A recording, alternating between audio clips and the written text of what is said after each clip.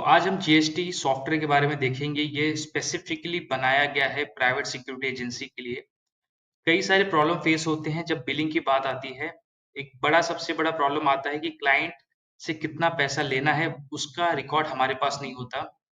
कई बार क्लाइंट्स हमसे लेजर मांगता है, वो प्रोवाइड नहीं करा पाते। इसके अलावा क्लाइंट जब बोलता है कि मेरे हिसाब से इतना आपका बनता है, तब भी कई बार आपका पैसा नुकसान में जाता है। सेकंड जो प्रॉब्लम आती है, क्लाइंट हमेशा पूरा पेमेंट नहीं करता। उसने आधा पेमेंट टीडीएस काटा है, या फिर कोई फाइन स्लीपिंग काटा है, या फिर कुछ और। राइट, वो हमें पता नहीं चलता जब तक हम बिल टू बिल मैच ना करें कि हमने कितना बिल रेस किया और क्लाइंट ने हमें कितना पेमेंट किया। थर्ड जो चीज आती है कि हर महीने हमें अपना डेटा देना पड़ता है जीएसटी फाइलिंग के लिए। ये डेटा देने में एक्यूरेसी बहुत जरूरी है, नहीं तो अगर रॉन्ग जीएसटी फाइल होगा तो आपका जो पेमेंट है आपके क्लाइंट के साथ वो डिले होता है। इसके अलावा कई सारे एजेंसीज के पास मल्टीपल कंपनीज होती हैं। एक होती है जहाँ पे वो प्रॉपर कंप्लायंस के साथ काम करते हैं। सेकंड, अगर उनकी कोई सिस्टर कंसर्न है जहाँ पे लो बजट कॉन्ट्रैक्ट ले रहे हैं, तो आप कई सारे कंपनी जब मैनेज करते हैं तो एक सॉफ्टवेयर से आपका काम नहीं हो सकता। बेटर है आप एक्सेल यूज करें। इसमें आप 100 200 500 क्लाइंट्स, कितने भी क्लाइंट्स हैं, मैनेज कर सकते हैं मंथ ऑन मंथ। तो आइए देखते हैं पहले ये एक्सेल सॉफ्टवेयर दिखता कैसे है। जब आप इसको डाउनलोड करेंगे ये इस तरह से दिखेगा। एक जगह पे दिखेगा बिल प्रिंट ऑप्शन। ये आपको यहाँ पे ज्यादा चेंजेस नहीं करने हैं। स्पेसिफिक क्या चेंजेस है वो मैं आपको अभी थोड़ी देर में बताऊंगा। उसके बाद आता है बिलिंग डेटाबेस। ये मेन शीट है जहाँ पे सबसे ज्यादा एक्टिविटी आपकी होगी। तो पहले आपको बिल का फॉर्मेट दिखा दूं।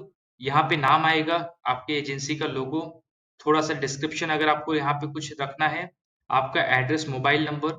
इसके बाद आपका पैन नंबर, ये जरूरी है ताकि क्लाइंट आपका सही पैन पे आपका टीडीएस काटे और जमा भी करे। आपका जीएसटी नंबर, क्लाइंट का नाम, क्लाइंट का एड्रेस, क्लाइंट का जीएसटी नंबर। आरसीएम है या नहीं ये मेंशन करना जरूरी है, तो यस और नो, ये बहुत इंपॉर्टेंट है। फिर आता है बिल डेट, किस डेट को ये बिल रेज हुआ है, बिल का नंबर क्या है और किस मंथ को ये बिलोंग करता है। कई बार सिक्योरिटी बिजनेस में क्या होता है, अगर दिसंबर का बिल है तो हम उसको जैन फर्स्ट के बाद उसको रेज करते हैं। तो बिल डेट और बिल मंथ दोनों अलग हो सकते हैं, इसलिए दो इंफॉर्मेशन रखना जरूरी है। फिर आता है सीरियल नंबर, जहाँ पे डिस्क्रिप्शन आएगा। अगर यहाँ पे डे कार्ड्स है, नाइट कार्ड्स है, जो भी डिस्क्रिप्शन आपको रखना है वो यहाँ पे रख सकते हैं। सैक कोड जीएसटी में इंपॉर्टेंट है।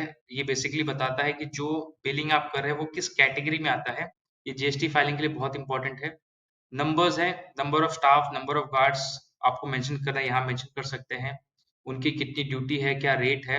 ये ऑटोमेटिक बाय द वे आएगा, आपको यहाँ पे कुछ चेंज नहीं करना। सारा चेंज यहाँ बिल डेटाबेस में होगा, तो ये ऑटोमेटिकली फ्लो करेगा। कैसे करेगा वो मैं बताऊंगा आपको। टोटल यहाँ आ जाएगा। मैनेजमेंट चार्ज अगर है तो ये भी अमाउंट यहाँ पे रिफ्लेक्ट होगा। उसके बाद ऑटोमेटिकली जीएसटी कैलकुलेट होके ये बिल जनरेट हो जाएगा। आपको क्या करना है, इसे प्रिंट करना है। प्रिंट के लिए आपके पास ऑप्शन है, फाइल में जाना है और फिर प्रिंट ऑप्शन यहाँ पे देखना है, या फिर डायरेक्टली आप कंट्रोल पी भी दबा के प्रिंट कर सकते हैं पीडीएफ में। अब इसे यूज करने से पहले आपको बिल आपके नाम का बनाना बहुत इंपॉर्टेंट है। तो आप यहाँ पे कुछ एडिटिंग करेंगे, सब चीज एडिट नहीं करना है। स्पेसिफिकली क्या करना है वो मैं आपको बता दे रहा हूँ। आपको आपके एजेंसी का नाम लिखना है। अगर आपके एजेंसी का नाम है स्मार्ट सिक्योरिटी, तो ये डाल देना है। उसके बाद आपको अपने कंपनी का लोगो अपडेट करना है। लोगो कैसे अपडेट करेंगे, यहाँ पे देखिए डॉट्स आ रहे हैं, रिप्लेस इमेज। आप यहाँ पे जाइए, आपके सिस्टम जाके वहां से आपका जो कंपनी का लोगो है उसे अपलोड कर लीजिए। अपलोड होने के बाद आपका लोगो आके यहाँ पे फिट हो जाएगा। आपको क्या करना है, अगर रिसाइज करना है रिसाइज कर सकते हैं, उसके छोड़ दीजिए। अब आते हैं कंपनी का पैन नंबर डालना है, यहाँ पे आप एडिट कर सकते हैं, जीएसटी नंबर अपना डालिए। इसके बाद कोई मेजर चेंजेस आपको नहीं करना है। टर्म्स एंड कंडीशन में कुछ पॉइंट्स लिखने हैं, तो ये स्पेस दिया गया है, आप यहाँ पे मेंशन कर सकते हैं।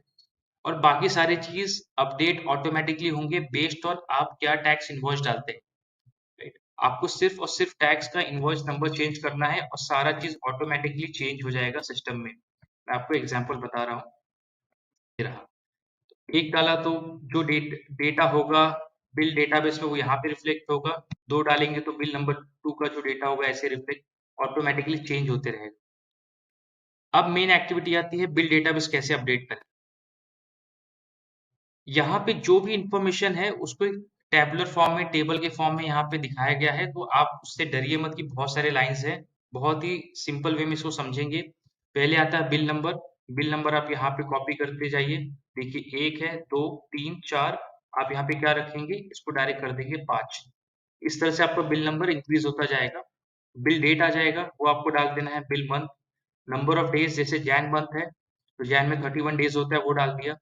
आपके क्लाइंट का नाम, क्लाइंट के नाम के बाद देखिए यहाँ पे डिस्क्रिप्शन है। डिस्क्रिप्शन 1, 2 और 3। यहाँ पे जो भी आप टाइप करेंगे वो कहाँ पे रिफ्लेक्ट होगा, यहाँ पे डिस्क्रिप्शन 1, 2 एंड यहाँ पे थर्ड लाइन 3। ओके। इसके बाद हर एक डिस्क्रिप्शन का सैक कोड अलग हो सकता है, मेजरली सेम होगा, पर अगर अलग है तो आप यहाँ पे वो भी अपडेट कर सकते हैं। ये कहाँ पे अपडेट हो जाएगा, ये सैक कोड सेम इसके सामने, जो भी डिस्क्रिप्शन आप देंगे उसके सामने सैक कोड ऑटोमेटिकली आके वहां पे बैठ जाएगा। और फिर आते हैं नंबर्स। देखिए अब हर चीज 3-3 में दिया गया है। 3 नंबर हैं, ड्यूटी टाइम 3 है। नंबर्स मतलब नंबर ऑफ आपके स्टाफ, 2 स्टाफ है, 3 है, 10 है, और ड्यूटी कितनी है वो आपने डाल दिया। यहाँ पे रेट डाल दिया, क्या रेट पे आपके स्टाफ है, वो यहाँ पे डालने के बाद ऑटोमेटिकली ये टोटल हो जाएगा। ग्रैंड टोटल 1, 2 और 3, इन सब का टोटल यहाँ पे आ जाएगा। उसके बाद अगर मैनेजमेंट चार्ज है तो आप वहाँ पे वो डाल दिए परसेंटेज, जैसे यहाँ पे फॉर एग्जांपल 5%, तो यहाँ पे 5 चेंज कर देंगे, ऑटोमेटिक देखिए यहाँ पे मैनेजमेंट चार्ज चेंज हो गया। फिर आपका gross total plus management charge करके यहाँ पे जीएसटी अमाउंट आ जाएगा, जो टैक्सेबल अमाउंट है वो। उसके बाद यहाँ पे आप 9% डाल दीजिए। 9% मीन्स 9% CGST, 9% SGST, टोटल 18%, और सबका टोटल यहाँ पे बिल अमाउंट आ जाएगा आपका ऑटोमेटिकली। जैसे यहाँ पे आपने जीएसटी नंबर 0 डाला है, राइट, तो ये क्या आ रहा है, जीएसटी कैलकुलेट नहीं कर रहा है, तो यहाँ पे 40 आ गया, 40,000। फिर जो क्लाइंट का एड्रेस है वो पूरा एड्रेस डालिए। ये जो भी एड्रेस आप यहाँ पे डालेंगे वो कहाँ रिफ्लेक्ट होगा, ये एड्रेस वाले सेक्शन में। इसके बाद वर्ड्स में लिख सकते हैं, जैसे ये है 40,000 ओनली, यहाँ पे वर्ड में लिख दिया। जो वर्ड में लिखेंगे ऑटोमेटिकली कहाँ पे आएगा, जैसे मैं अभी ये बिल नंबर चेंज कर देता हूँ 1 करने के बाद आप देखेंगे 40,000 यहाँ पे ऑटोमेटिकली प्रिंट हो गया। इसके बाद जब आप ये बिल रेस कर लेंगे, आपको क्या करना है, नंबर सिर्फ चेंज करते हुए यहाँ पे बिल 1 बाय 1 प्रिंट करते जाना है। इसकी 2 कॉपी बना सकते हैं, एक चाहे तो अपने फाइल में रखिए, दूसरा क्लाइंट को दीजिए। इसके बाद जब क्लाइंट आपको पेमेंट देता है, आपके बैंक स्टेटमेंट में रिफ्लेक्ट होता है, राइट। चेक जमा करने के बाद जब वो स्टेटमेंट में आ जाएगा, आपको क्या करना है, महीने में एक दिन बैठ के उस स्टेटमेंट से चेक नंबर्स यहाँ पे उतार लेने हैं। कितना पेमेंट मिला, कितना उसका चेक नंबर क्या था, अगर बैंक से एनएफटी हुआ वो डिटेल डाल दिया, तो यहाँ पे आपको टोटल आ जाएगा और डिफरेंस आपको पता चल जाएगा, जिस डिफरेंस की मैं बात कर रहा था। तो फॉर एग्जांपल यहाँ पे देखते हैं, आपको पेमेंट ये अमाउंट रिसीव्ड फॉर एग्जांपल 40,000 के आगे सामने क्लाइंट ने आपको 38,000 ही दिया, तो डिफरेंस कितना, 2,000 रुपया। 2,000 में भी टीडीएस हो सकता है, नहीं, कितना है 1%, 40,000 का कितना हुआ 400, तो ये आना चाहिए 39,600। अगर 400 है तो आप समझ गए कि ये टीडीएस है। 400 से ज्यादा है 1,000, 2,000, 10,000 रुपीज, तो ऑब्वियसली कोई ना कोई डिडक्शन क्लाइंट ने किया है, जो आप उनके साथ इंक्वायरी कर सकते हैं। तो जो भी अमाउंट आपका आएगा वो फिल करने के बाद आपको यहाँ पे डिफरेंस देखना, से आपको पता चल जाएगा आपका कितना पैसा लेना क्लाइंट से बाकी है बिल टू बिल। फिर से आते हैं यहाँ पे, इसे प्रिंट करना वापस देख लेते हैं। सीधे कंट्रोल पी दबाइए। कंट्रोल पी दबाने के बाद इस तरह से बिल का फॉर्मेट आपके पास आ जाएगा, आपको सिर्फ प्रिंट करना है। ओके, होपफुली ये जो शीट है वो आपको हेल्प करेगा मल्टीपल क्लाइंट्स या मल्टीपल एजेंसी में जो आपके फर्म्स है उसको मेंटेन करने में। कोई भी डाउट है, आप हमारा व्हाट्सएप नंबर है उस पर क्लिक कर सकते हैं। इसके अलावा अगर और भी डॉक्यूमेंट्स आपको चाहिए, ये डॉक्यूमेंट, इसके अलावा और भी डॉक्यूमेंट्स, तो ये जो लिंक है मैंने डिस्क्रिप्शन में दिया है, आप वो चेक कर सकते हैं। ये सभी डॉक्यूमेंट्स परफेक्टली बनाए गए हैं सिक्योरिटी एजेंसीज के लिए। अगर कोई एजेंसी रन कर रहा है या फिर एजेंसी स्टार्ट करना चाहता है, तो ये सारे डॉक्यूमेंट्स के हेल्प से वो स्मूथली अपने ऑपरेशंस को रन कर सकता है।